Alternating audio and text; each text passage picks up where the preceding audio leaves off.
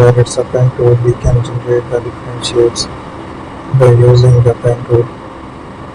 So there is a design here, adding a paint with it.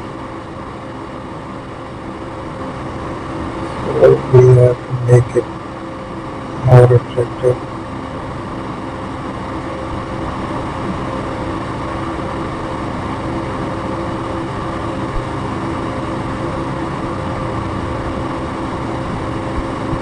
So let's make the changes here. We have to find it.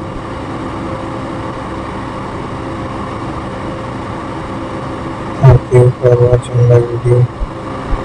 Don't forget to subscribe our channel.